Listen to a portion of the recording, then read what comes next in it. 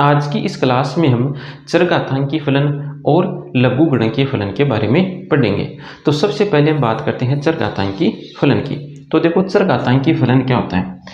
तो जैसे मान लो कोई संख्या है, b एक संख्या है और ये संख्या 1 से बड़ी है। हमने ये मान लिया कि b कोई वास्तविक संख्या है और ये वास्तविक संख्या 1 से बड़ी है। अब इस संख्या के ऊपर मतलब इस संख्या की घात में यदि चर बैठा दिया जाए, इस संख्या की घात में किसको बैठा दिया जाए, चर को बैठा दिया जाए, तो इस फलन को कहा जाता है चरघातांकी फलन। तब इस प्रकार के फलन को कहा जाएगा चरघातांकी फलन। अब देखो चरघातांकी फलन का प्रांत क्या होता है, परिसर क्या होता है और इसका आलेख किस प्रकार से बनता है उसकी हम बात करते हैं। तो तीनों ही बातें देखने के लिए हमें इस b की जगह कोई संख्या लेनी होगी। तो जैसे मान लेते हैं b बराबर 2। प्रांत, परिसर और इसका आलेख देखने के लिए यहाँ पर हमें b की जगह कोई संख्या लेनी होगी। तो हमने b की जगह संख्या ले ली 2, तो f(x) बराबर बन गया 2 की घात x। अब देखो प्रांत क्या होता है, x के मानों का समुच्चय, मतलब x के जिन जिन मानों को हम रख सकते हैं उन मानों के समुच्चय को कहा जाता है प्रांत। अब यहाँ पर हम x के क्या क्या मान रख सकते हैं, x के क्या क्या मान रख सकते हैं, उससे पहले हमें यह पता होना चाहिए कि हम कौन कौन सी संख्याओं को नहीं रख सकते। तो हम दो प्रकार की संख्याओं को नहीं रख सकते। पहले प्रकार की संख्या, हम उन संख्याओं को नहीं रख सकते जिसके कारण बट्टे में शून्य बन जाए। हम उन संख्याओं को नहीं रख सकते जिसके कारण बट्टे में शून्य बन जाए। दूसरी बात है, हम उन संख्याओं को भी नहीं रख सकते x की जगह जिसके कारण रूट के अंदर माइनस का चिन्ह आ जाए। हम दो प्रकार की संख्याओं को नहीं रख सकते। पहले प्रकार की संख्या जिनके कारण बट्टे में शून्य बन जाए, और दूसरी वो संख्या नहीं रख सकते जिसके कारण रूट के अंदर माइनस का चिन्ह आ जाए। इन दो प्रकार की संख्याओं को हम x की जगह नहीं रख सकते। अब देखो यहाँ पर न तो बट्टे वाली कंडीशन बन रही है और न ही रूट वाली कंडीशन बन रही है। दोनों ही स्थितियाँ इस फलन में नहीं बन रही। इसका मतलब हम सभी वास्तविक संख्याएं यहाँ पर रख सकते हैं। इस x की जगह हम सभी वास्तविक संख्याएं रख सकते हैं। तो इस फलन का प्रांत हो गया वास्तविक संख्याओं का समुच्चय। फलन का प्रांत क्या हो गया, वास्तविक संख्याओं का समुच्चय। तो प्रांत तो हमने ज्ञात कर लिया। अब हम देखेंगे इस फलन का परिसर। यहाँ पर हमें इस फलन का प्रांत तो पता चल गया कि प्रांत वास्तविक संख्याओं का समुच्चय होता है। अब हम बात करते हैं इस फलन के परिसर की। तो परिसर क्या होता है, x का मान रखने पर फलन का जो मान हमें मिलता है उन मानों के समुच्चय को कहा जाता है परिसर। तो यहाँ पर हम x के मान रख करके देखेंगे कि इस फलन के हमें क्या क्या मान मिलते हैं। तो हम सबसे पहले x का मान रखते हैं 1। x का मान सबसे पहले 0 रखेंगे। तो x का मान 0 रखने पर f(x) को क्या लिखा जाता है, f(x) को लिखते हैं y। तो y बराबर हमें मिल गया 2 की घात 0 बराबर 1। x का मान हमने रख लिया 1/2। x के हम क्या क्या मान रखेंगे, तो x के मान हम वास्तविक संख्या रखेंगे। तो x बराबर हमने रख दिया 1/2। तो y बराबर आ गया 2 की घात 1/2 अर्थात √2। x बराबर हमने रख दिया 1, तो y का मान आ गया 2 की घात 1 बराबर 2। x का मान हमने रख दिया 2, तो y बराबर आ जाएगा 2 की घात 2 अर्थात 4। x बराबर हमने रखा 3 रखने पर y का मान आएगा 2 की घात 3 बराबर 8। इस प्रकार हम आगे चलते जाएंगे और x की जगह हम एक बहुत बड़ी संख्या रखेंगे।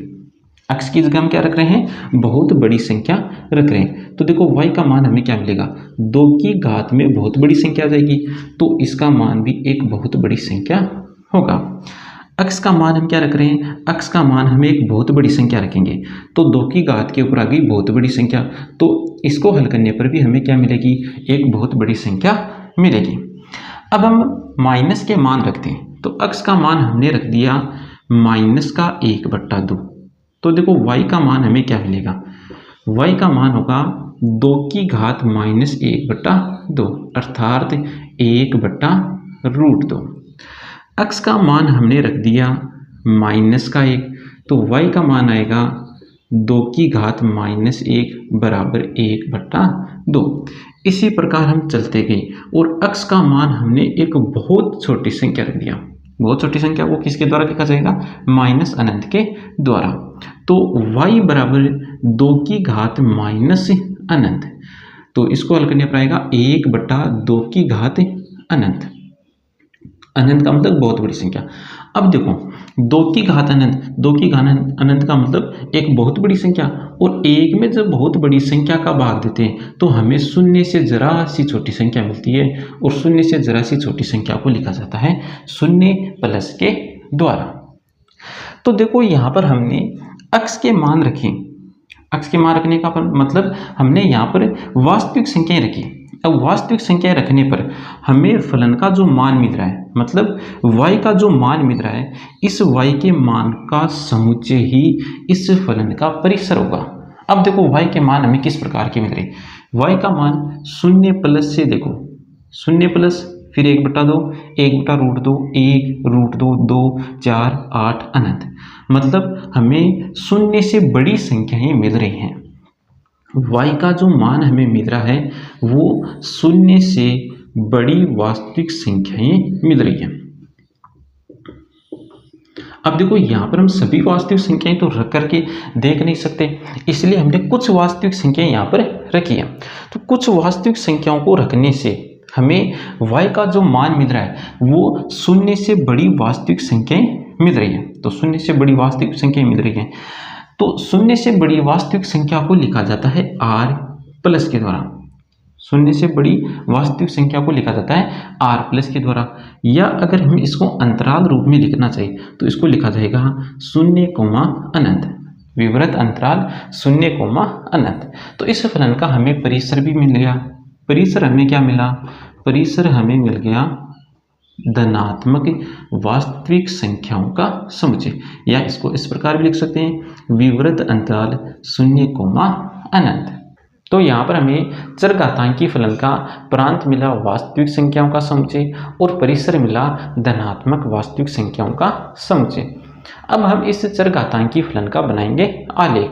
तो आलेख में हमें कुछ बिंदुओं की आवश्यकता होगी, तो हम यहाँ से कौन कौन से बिंदुओं को काम में लेंगे उनकी हम बात करते हैं। तो एक बिंदु तो ये काम में लेंगे माइनस अनंत, 0 प्लस। साथ में एक बिंदु यहाँ से काम में ले लेंगे 0, 1, और एक बिंदु ये काम में ले लेंगे 1, 2। एक बिंदु ये भी काम में आ जाएगा 2, 4, और 3, 8। इन बिंदुओं की हम सहायता लेंगे। अब देखो यहाँ पर एक 0 प्लस लिखा हुआ है, तो देखो 0 प्लस कहाँ पर आएगा, ये y अक्ष पर है, तो y अक्ष पर देखो 0 प्लस कहाँ पर होगा, यहाँ पर होता है 0। 0 से जरा सी बड़ी संख्या को लिखा जाता है 0 प्लस के द्वारा, और 0 से जरा सी छोटी संख्या को लिखा जाता है 0 माइनस के द्वारा। अब देखो माइनस अनंत, 0 प्लस, तो माइनस अनंत कहाँ पर होगा ये भी समझो। देखो अक्ष पर जब हम दाईं तरफ चलते जाएंगे तो हमें बहुत बड़ी संख्या मिलेगी, और बहुत बड़ी संख्या को लिखा जाता है अनंत के द्वारा, और बाईं तरफ चलेंगे तो हमें बहुत छोटी संख्या मिलेगी, बहुत छोटी संख्या को लिखा जाता है माइनस अनंत के द्वारा। इसी प्रकार y अक्ष पर भी ऊपर की तरफ जाएंगे, y अक्ष पर ऊपर की तरफ चलेंगे तो हमें बहुत बड़ी संख्या मिलेगी, और नीचे की तरफ आएंगे तो हमें बहुत छोटी संख्या मिलेगी। बहुत बड़ी संख्या को प्लस अनंत के द्वारा और बहुत छोटी संख्या को माइनस अनंत के द्वारा दर्शाया जाता है। तो अब देखो माइनस अनंत, 0 प्लस, तो माइनस अनंत ये रहा, 0 प्लस ये रहा, तो ये बिंदु आएगा यहाँ पर, तो ये बिंदु आ जाएगा यहाँ पर। अगला बिंदु देखो 0, 1, तो 0, 1 बिंदु होगा यहाँ पर। अगला बिंदु देखो 1,2, तो 1,2 बिंदु आएगा यहाँ पर। अगला बिंदु है 2,4, 2,4 यहाँ पर मिल जाएगा बिंदु। उसके बाद अगला बिंदु है 3,8, 3,8, तो ये बिंदु होगा यहाँ पर। अब इन बिंदुओं से गुजरता हुआ एक वक्र बना दो, तो वक्र बनाते हैं।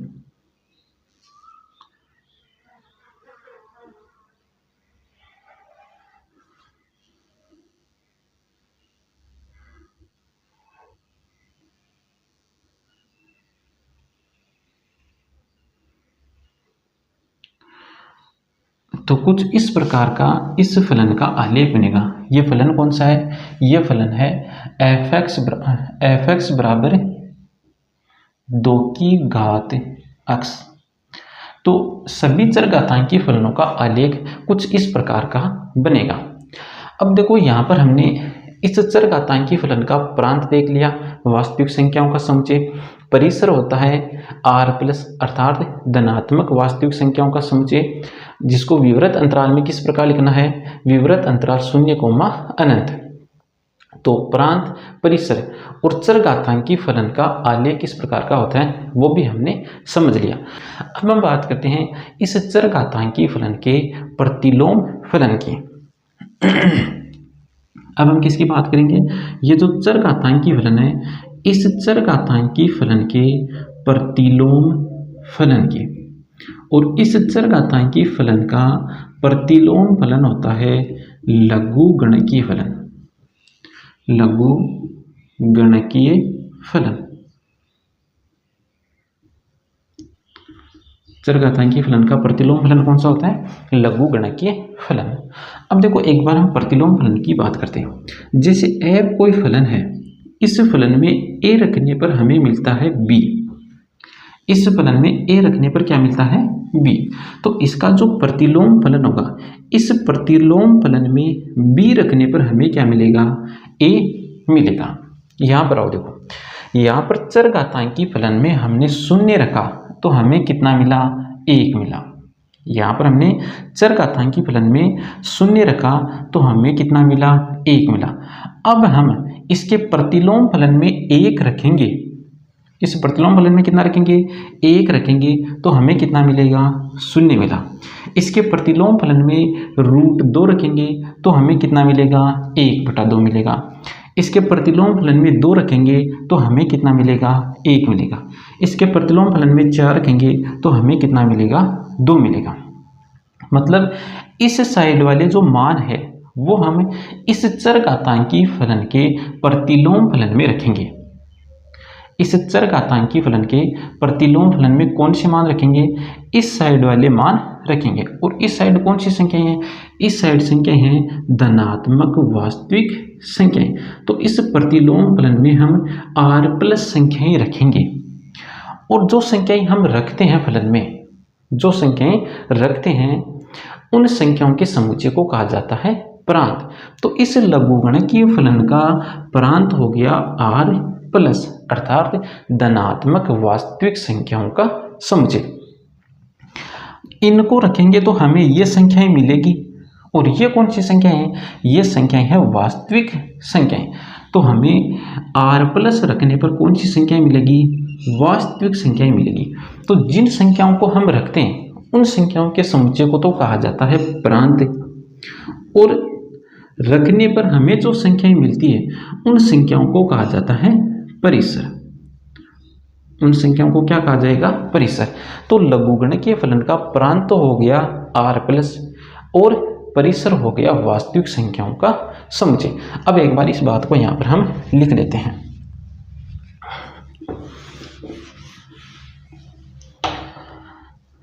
प्रांत तो हो गया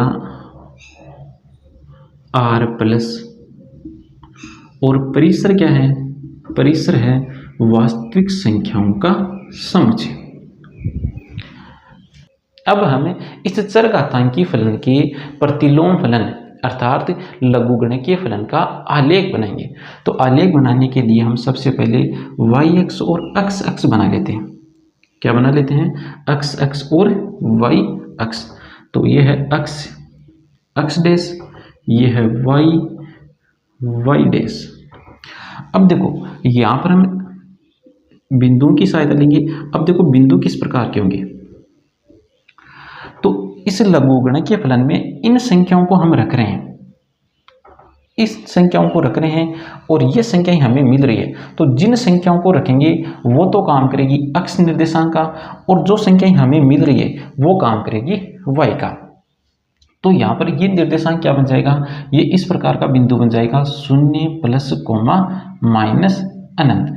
और यहाँ पर जो बिंदु थे वो किस प्रकार बनेंगे, ये बिंदु यहाँ से बिंदु मिलेगा 1 कोमा 0, एक बिंदु यहाँ से मिलेगा 2 कोमा 1, एक बिंदु यहाँ से बना लो 4 कोमा 2, एक बिंदु यहाँ से बना लो 8 कोमा 3।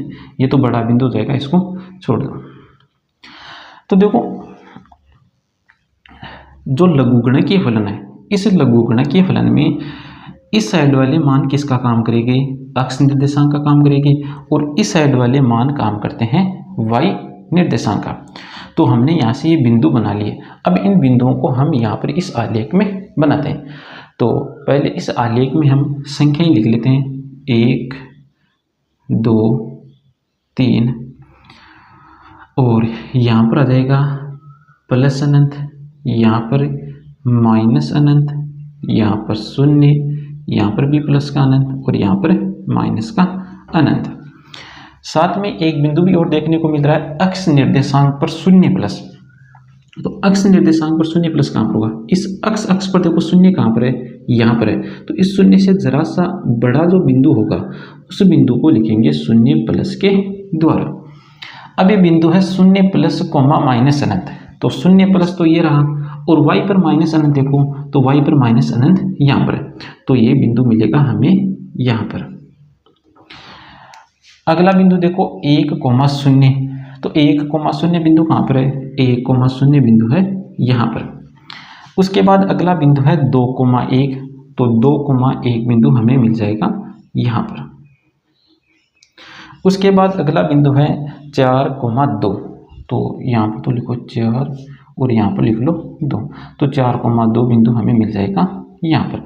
अब इन बिंदुओं से गुजरता हुआ एक वक्र बना दो, तो ये वक्र कुछ इस प्रकार का बन जाएगा।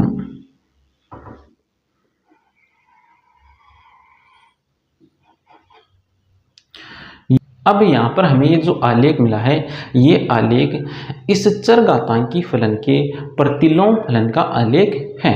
अब देखो इस प्रतिलोम फलन को लिखना किस प्रकार से, तो इस प्रतिलोम फलन को हमें लिखना इस प्रकार से है, f(x) बराबर log 2x। इस प्रकार से हमें इस चरघातांकी फलन के प्रतिलोम फलन को लिखना है। अब देखो इसको पढ़ना किस प्रकार से, तो पढ़ना इस प्रकार से है, आधार 2 पर log x। पढ़ना किस प्रकार से है, आधार 2 पर log x। इस प्रकार हमें इस फलन को पढ़ना है। तो चरघातांकी फलन का प्रांत क्या होता है, परिसर क्या होता है और आलेख किस प्रकार से बनता है, ये बातें हमने समझ ली। अब हम इन बातों को लिखते हैं। तो हमने चरघातांकी फलन और लघुगणकीय फलन के बारे में जो बातें समझी है उन बातों को मैंने यहाँ पर लिख लिया, साथ में ही 2-3 बातें और हमने ऐड कर ली। तो देखो चरघातांकी फलन, यदि हम संख्या के ऊपर घात में चर बैठा दें तो उस फलन को कहते हैं चरघातांकी फलन, और ये संख्या 1 से बड़ी होनी चाहिए।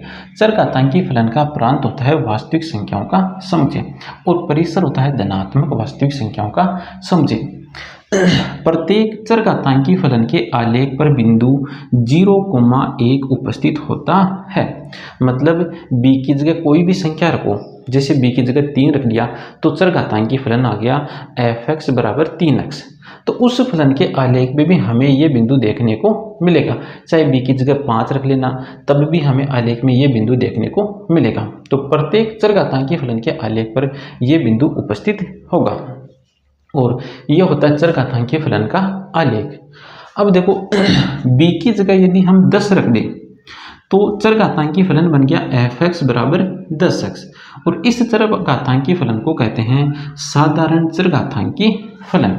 यदि हम b की जगह 10 रख दें तब इस चरघातांकी फलन को कहते हैं साधारण चरघातांकी फलन, और b की जगह यदि e रख दें तब इस चरघातांकी फलन को कहेंगे प्राकृतिक चरघातांकी फलन।